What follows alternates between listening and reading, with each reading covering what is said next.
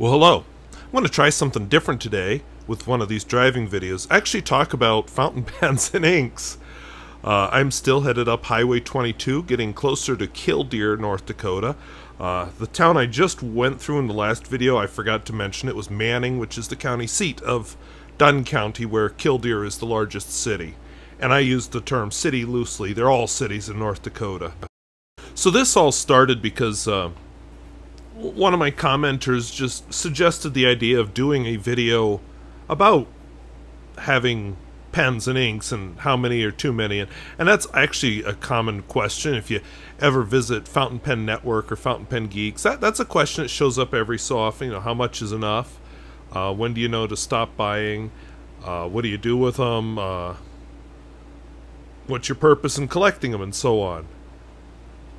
I am sort of losing my voice. I don't know why. In the past, I did a few years ago, but I did a few holier-than-thou type videos about keeping the collection small. I even did a consumerist video while being a dumbass wearing a John Deere shirt. But, you know, what it all was just virtue signaling. Truth is, I am actually fascinated by minimalism, the whole idea of living with less, looking after the environment, simplicity. And actually this whole pens in use concept for this channel is, you know, the idea that it's more than just reviewing pens. It's more that pen culture, which I'm not doing so well yet, but I'm working on it.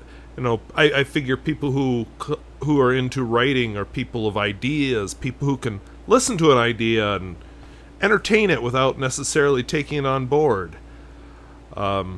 Of course, that fascination with vintage pens has been a big part of that. But then, when will it be enough pens and inks for me? When I have every country? I've joked about that. When I have every color ink? I kind of think I'm already there. I do live in a small house, 672 square feet, or about 62 square meters if you're metric. It's a lucky thing that pens don't take up much space. I will confess that the inks do. I have put myself on a moratorium for any more inks. I'm setting a goal of using certain inks up. And, you know, I'm not a big buyer of stuff. I have a 20-year-old car. It's only my second car ever in my life. All my t-shirts were gifts. I hate clothes shopping. And that's been kind of a pain because I need to replace my dress shirts. They are so worn, they're getting to be kind of see-through. Had to replace my pants because they were getting to the point that a belt was kind of ridiculous, and just needed a much smaller waist. So yeah, I've been forced to do a little shopping there. But you know, the big things that I buy, books. I think if you walked into my living room, you'd see that I'm a book hoarder. Pens. Actually, I used to collect slide rules. I still have the slide rules. They're just, I haven't bought any in a number of years. Of course, when I was younger, I would buy the rocks, or it was not buy, because I was a kid. I would collect rocks, coins. I actually, even as a kid, I used to buy pens. I didn't buy so many fountain pens because there weren't that many available. It was basically a Parker Vector, and had one of them. But I liked some of the neat roller balls and whatever. So, yeah, collecting is a thing for me. Of course, I've changed a lot. I probably wouldn't make any of those earlier virtue signaling videos now, but I still identify closely with that person. Maybe that makes me a hypocrite. Now, in our pen reviewing universe, you may remember Matt Armstrong of the Pen Habit, and several years ago shrank his collection, and then he ended up leaving YouTube. Previously, he had actually almost left it, partly because of debt and partly because a nasty YouTube comment culture, which is certainly a thing. But he has not given up fountain pens, but he has basically departed from the world and just said, you know, I have the pens I want, good enough. And good for him that he's where he wants to be, and as he said, making the videos is getting to be a chore for him. I'm not saying I'm at that point, because I'm not. There are a few things I want to do with this channel yet before I'm ready to hang it up. Stephen Brown, another big reviewer, in fact probably the granddaddy of all reviewers, downsized his collection, but in fairness, he also moved to Canada. I think anytime you move, if you've ever moved, you know you just downsize automatically, and when you move across a whole ocean like that, you really downsize. Fig Boot also recently sold a whole bunch of pens. Now for me, I've given some pens away, mainly to my students, occasionally to people who are interested. I'm planning a channel giveaway. Logistical issues I'm still working out and so on. And I may even try to do some sales down the road. And I think in some ways we all would like a little bit simpler lifestyle that is appealing.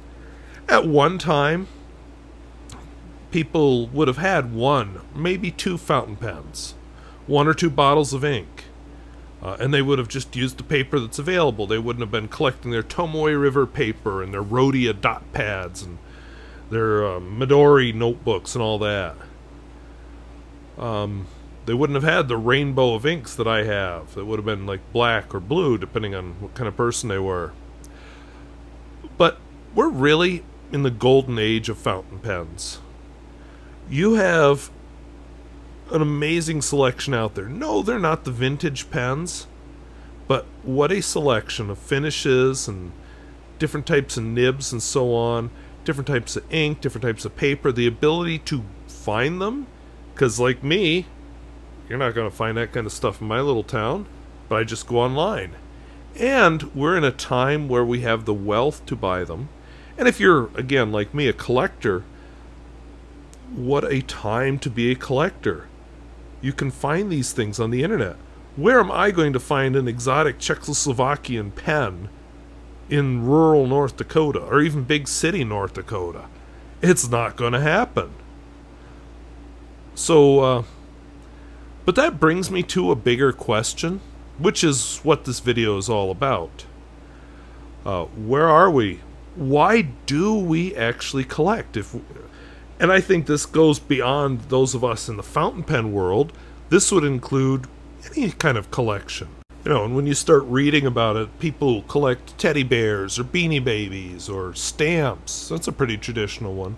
Coins, bugs, flowers, photographic equipment, old typewriters. I could just list forever. By the way, here at this, I'm going to just interrupt myself. There's a roundabout coming up here. If I go straight ahead through the roundabout, I'll get into Killdeer. I'm not going to Killdeer. I'm going to Minot. But I did feel the need to get some coffee, even though I don't usually drink it later in the day. But just was feeling that need, plus the need to get up and move around. So I pulled into this gas station here and got some coffee. But anyway, so why do we collect? So I will just say, a lot of the literature I found actually seemed to almost view collecting as a pathology, and you'll hear that reflected in my research. But I think it's not a pathology, and I'll get into that closer to the end. But before I go there, I want to share something. This is a comment I got on one of my videos. It was a video where I showed my collection, and I'm going to read it to you. Just see what you think. This was,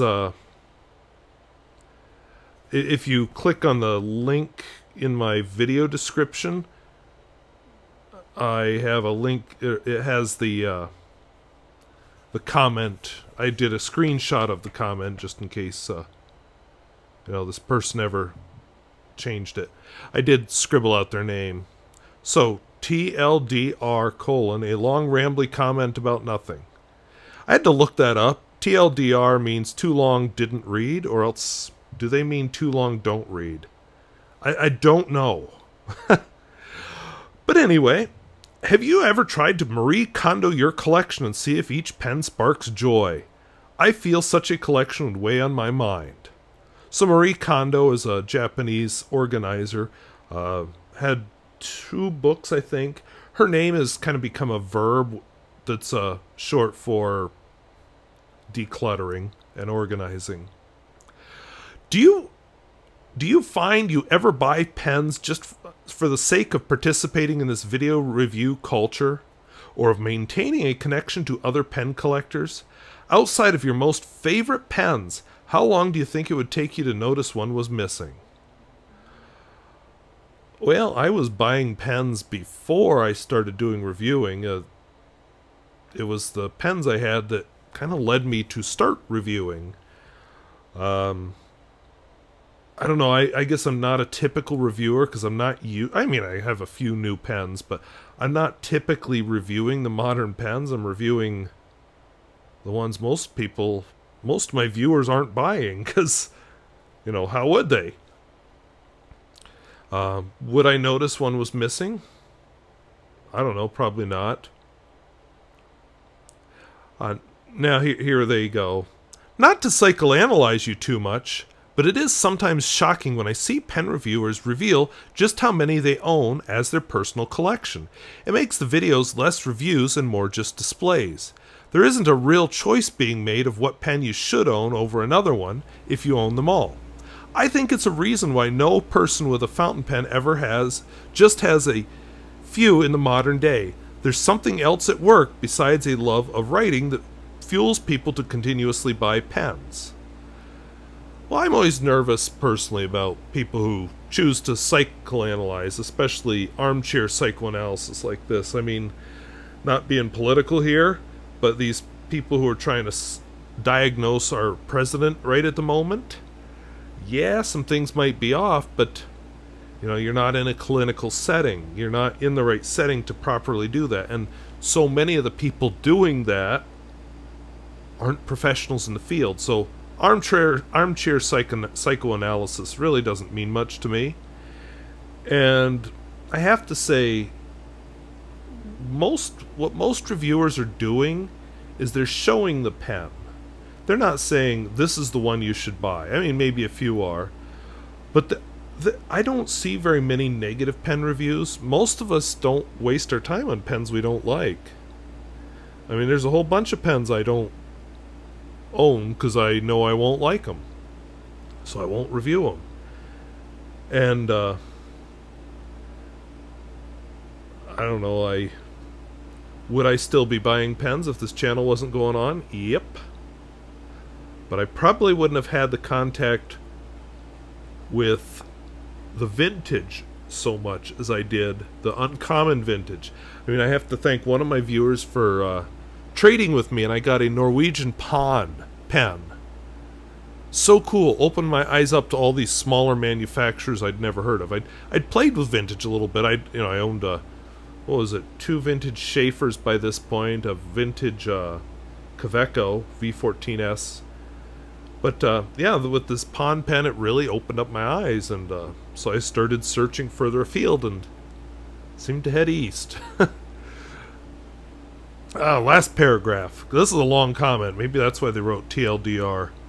I'm not into text speak. And by the way, they get a little more personal here, but since they put this in a public comment, not a personal email, I don't mind reading it. Now, if this is a personal email, absolutely not. That's private. Unless they're threatening, then maybe. But they're not threatening. I used to consider myself frugal, but in 3 years I bought 20 gold nib fountain pens. I tried to justify, oh, this is a different nib I've never tried, or, I like this point a lot, so I want a spare. But I could probably pare it down to 5 and not miss any of the others. 3 of them I just dislike. 5 or so I don't use because they're not as nice as my favorites. 4 I ordered in the last month because I am just... Oops, my screensaver just came on. Because I am just going crazy and don't have yet. For me, I went off the rails when I had surgeries 2 years ago that left me with chronic pain. And I bought pens to try to recreate a remembered happiness, thinking my money wasn't going to do anything else for me. But I think it's mostly in vain, especially since sometimes pens come with problems. I hope whatever drives you to acquire pens, it is coming from a place of real happiness that enriches your life, and if it isn't, that you're able to do something about it. So I guess to me, if the pens aren't making you happy, don't buy them. Sounds simple to me. Um, so why do I buy the pens? Well, I will admit, just speaking personally for a minute before I get into the research, I enjoy it when I find a unique pen or a new manufacturer I've never heard of before, or I learn about a manufacturer, or, you know, I've learned a lot about the Czech Republic and the Slovak Republic a lot lately, just because of buying these pens. It's made me look at a part of the world that in more detail than perhaps I otherwise would have. Thanks to this Hungarian pen, I have learned quite a bit more about Hungary and Hungary's modern day government, and, you know, the Bridget Andau, because I remember the name of the book now, than I would have before. And the East German pens and the West German pens have made me pay more attention to that whole world. And of course just the changes in culture over time. This right here is a town called Dunn Center. It's very small, and we're driving past it because I'm not going to stop in here either. If I remember right, we don't go through another town till Washburn. We go past a few, but none close. So, that comment matched with a more innocuous comment. The one suggested, hey, wouldn't it be fun to do a driving video about pens and inks? And I thought, yeah, that does sound fun. And then I remembered this comment, like, oh yeah, how about that works in there too? Arr. So, why do we collect? And even going on Google Scholar, which if you're looking for a little bit more reputable sources and peer-reviewed sources, Google Scholar is a way to get that, although a lot of them end up behind paywalls. Now, but they'll just say there's a lot of unknown about the collecting instinct. One thing, I think this should be obvious. If you're a nomadic, you're not going to be a collector. You know, if I'm crashing at my friend's place all the time and don't have a place of my own and just go from friend to friend, or I travel from city to city, or I travel overseas and stay in a new city every month, probably not going to have a lot of stuff. So probably collecting really could have only started about 12,000 years ago, because that's about the time when humans started to settle down and started to try playing with agriculture instead of hunter-gatherer, wanderer type societies. But again, why do we collect? Well, of course, Sigmund Freud had an explanation. I mean, that's his deal. He tied it back to toilet training, of course. You know, that whole loss of control and over what goes down the toilet is apparently traumatic. And so collecting is trying to gain back control and lost possessions. Now, I won't claim I'm a Sigmund Freud, but I'll be honest, the sooner that stuff disappears down the toilet, the happier I am. I don't feel any loss over that. And I don't want my fountain pens in the toilet either. I did once lose a pilot varsity in a toilet, but we won't go there. Okay, moving on. But, you know, that's the Sigmund Freud. And he has his views. There's a lot, you know, psychology isn't necessarily as easy to measure as, say, physics. Ideally, collecting should be a relaxing hobby. It may even be used to create a decorative space. I have an aunt, I don't know if she still does this, but she probably does, I haven't seen her in really 20 years, at least 20 years. But she collected what are called precious moments. These are these little figurine things, and she had them in a big cabinet. Other people collect things from their travels. Beanie Babies, they're cute. Cabbage Patch Dolls, they're not cute. You know, but people collect things. My slide rules, I really wish I had a way to display them, because I think they're attractive. In the 19th century, a lot of aristocrats had what they called a cabinet of curiosities as kind of a status symbol. Some of these cabinets of curiosities became the basis for museums. I have some friends, older friends, but they have, over the years, they've been collecting a lot of Western memorabilia, things that were authentically Western, because they didn't want tourists and rich people grabbing it up. They wanted it to belong with normal people that would have owned it. And, you know, obviously they have a bit of income because they've created their own museum out of this stuff. I think what it needs now is a curator and an organizer, but not my problem. So we'll let it go. But that, you know, that's a good example of collecting. Itamar Simonson did a study, suggested we're actually a lot more likely to begin a collection once we own one or two of an item. So if I wouldn't have bought my first fountain pen, probably wouldn't have decided later on, you know, why not get another one? Oh, Noodlers, I'm going to get one of them. Oh, Central Pen, I'm going to get one of them. It probably wouldn't have happened.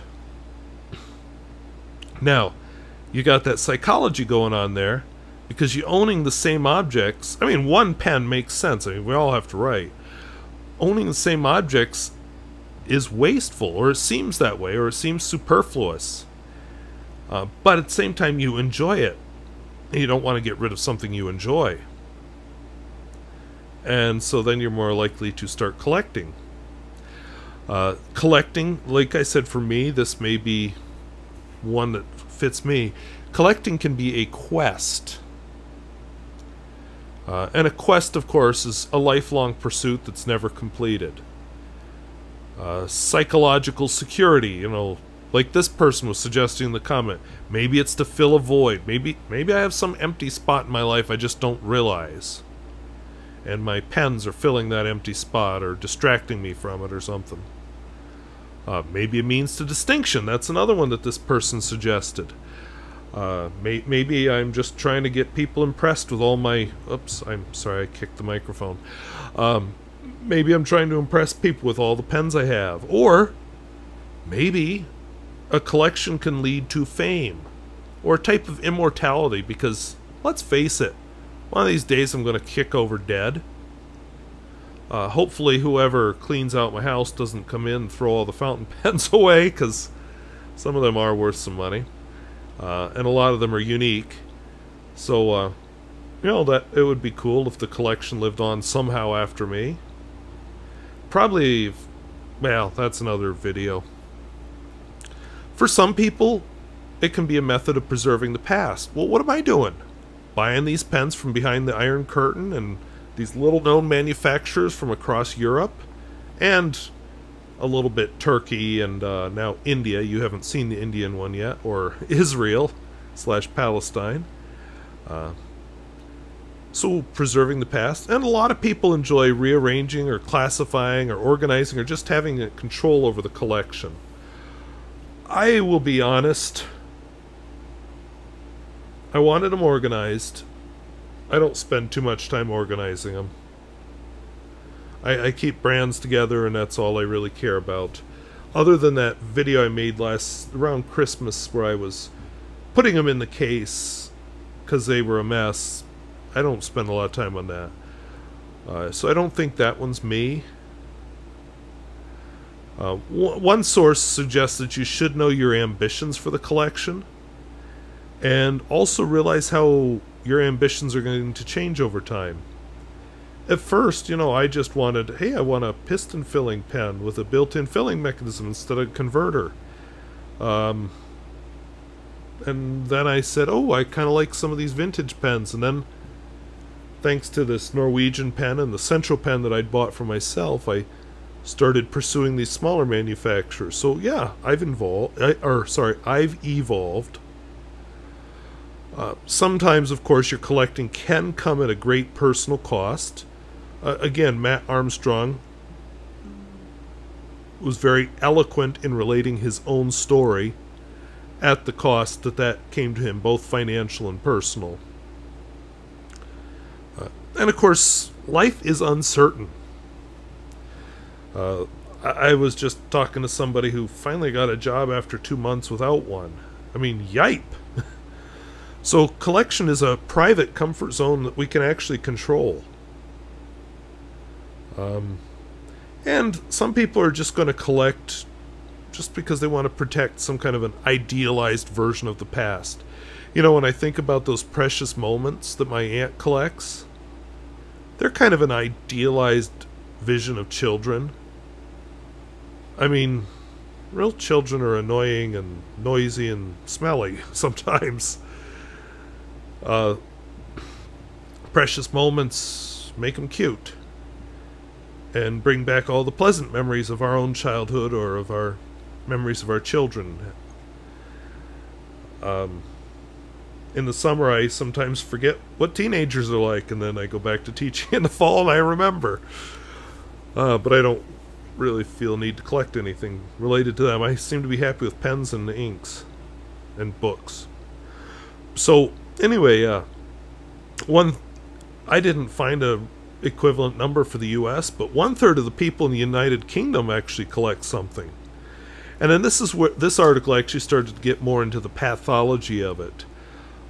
Unloved children often will get comfort by accumulating belongings. There may be an existential anxiety, you know, the fear that what will be left of me after I'm gone, and the collection could be that thing that survives. And oh yes, that's Mary Beth's, I'm making up my aunt's name, Mary Beth's Precious Moment collection. Maybe it'll attract mates with the ability to accumulate resources, so hey, look at the fountain pens I've got, wink wink, nudge nudge. I don't think that would work. I think that would creep him out. So, guess that one's not working for me. A true collector actually will have an emotional connection. And, again, time and money often mean nothing compared to the delight of owning the objects. The thrill of the hunt, the new find. You know, when I discovered Pencala, that was awesome. And often they don't want to complete the collection. I've joked about finding an African pen or a South American pen. There's something to that. I do have dibs on an Australian pen, but it's not vintage, it'll be new. I'll talk about that this fall when it arrives. But your collection actually says something about you, and again, it may preserve the past. And of course, it's worth noting that any object can be utilized or just possessed. I like to tell myself I'm a user of pens, and I think I am. I always have pens inked up. That's how I can do pens in use each week. I use them. I have one or two I don't like to ink up because they're a pain in the ass to clean out, but you know, I'm not just a, ooh, look at the pen in its original box that I've never actually touched or opened. Makes me think that old Saturday Night Live skit about the Star Wars collector and the kids. Professional collectors might actually look at the value of their collection. Now, I know a couple of my pens have some value, but that's not really why I'm doing it. Most of us are collecting for our own personal pleasure. For the sake of nostalgia, or connection, or prestige. There's what they call the endowment effect, where we value things more if we own the thing. And there's what's called the contagion effect, where people will collect celebrity things, you know, in the belief that, oh, this is somehow imbued with the person's essence. So, I don't know, who's a celebrity right now? I'm drawing a complete blank on celebrities. So I get a Stephen Brown fountain pen, I'm like, oh, somehow it has Stephen Brown's essence in it. There we go, he's a celebrity. And you all know who he is. So, don't be creepy. Oh, what's that movie? I can picture the guy saying to himself, don't be creepy, don't be creepy, don't be creepy. Ah, that'll bother me. It'll come to me eventually. If you know what movie I'm referencing, let me know, because it's going to bother me now. But like I said, a lot of the articles I was looking at saw collecting more in terms of pathology. Apparently so did my commenter. But the thing with psychological diagnoses, and this is why I don't like armchair psychoanalysis, they have to meet a carefully considered set of symptoms. And that's not what we're typically doing with armchair diagnosis. Yeah, you got depression because you're sad. That's not psychoanalysis. Just lost my page, I'm sorry. Alright, let me try this again. Now, hoarding is a little different. Now, first of all, it's an aberrant behavior, and it actually interferes with reasonable life function. It's a compulsive behavior, and it's often influenced by deficits in your decision-making. And yeah, I said your collector's going to have an emotional attachment. This goes overboard. It's an emotional attachment to things, maybe even erroneous beliefs about your possessions. And here's the big difference. Collectors can control their behavior. Hoarders can't. Perfect example. I haven't bought a pen in about 2 or 3 months, something like that. Why? Because I don't buy pens in the summer when I'm not getting paid. I mean, the money is budgeted out. I just too scared that I'll run out before I run out of summer. But, of course, you always have to watch that. I can quit anytime I want. Now, this one would affect me, or describe me, possibly. Same source. Many men actually begin collecting in their 40s. They're settled down at that age, but they're still looking for new things to covet and possess. Yeah, I own a house, I have a stable career, I have a stable life. I didn't find an equivalent age for women, which was interesting. This is a good one from another source. Difference between collectors and hoarders. Collectors have a life-enriching activity. Collectors will be happy to show you the prize of their collection. Hoarders won't let you into their house. Now, speaking personally again, my house has been messy since the end of May. Why? Well, school was ending then. I was rushing to finish school stuff. I was rushing to get my garden in, and I had to pack all that in before I left for classes. And never really got caught up. I'm pretty close now. In fact, by tomorrow morning I'll be there. But yeah, it took me longer than it should have.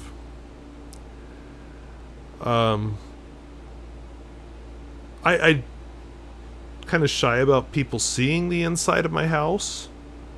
Part of that is I don't really want to explain why there are lights and 2 tripods in my living room. But really, I could pull out... Well, you know what my prize is. No, it's not the Nakaya, although that's quite far up there. It's still that Central Pen 100820. I could pull that puppy out and say, this is my baby. In fact, I just cleaned it today because I had it out and was using it. And don't worry about this armchair psychoanalysis. No matter what it is, I think you're dealing with depression. Oh, is there some deeper need that's not getting met? Nah, they don't know. You know if it's interfering with your life or not. And if it is interfering with your life, then you need help. But if it's not interfering with your life, it's just one of those things we enjoy. We all need to have our interests. You know, whether it's collecting things, collecting experiences, collecting photographs, you know, whatever it is, we need stuff in our life. And why not surround ourselves with beautiful things? I like that I can just pull out a beautiful fountain pen from Central Europe. Yeah, I'm probably going to downsize some of the pens that I don't care for, but I'm going to keep more pens and more inks than I need, because it's nice just to be able to say, I want to write with a lavender ink today. Whip one out. Now, I will admit, I moved to North Dakota 20 years ago. Yeah, 20 years ago. Fall of 1999. I moved to North Dakota with what fit in a GeoPrism. I have a little bit more stuff now. Now, why is that? I've had 20 years of living in North Dakota to accumulate stuff. Furniture, books, clothing, knickknacks, cooking stuff. I mean, I had almost nothing to cook on. Yard tools. Anyway, lots more stuff. Oh, this almost looks like a town, but I'm drawing a blank what town it would be. Oh. No, I don't know. I don't know where this is.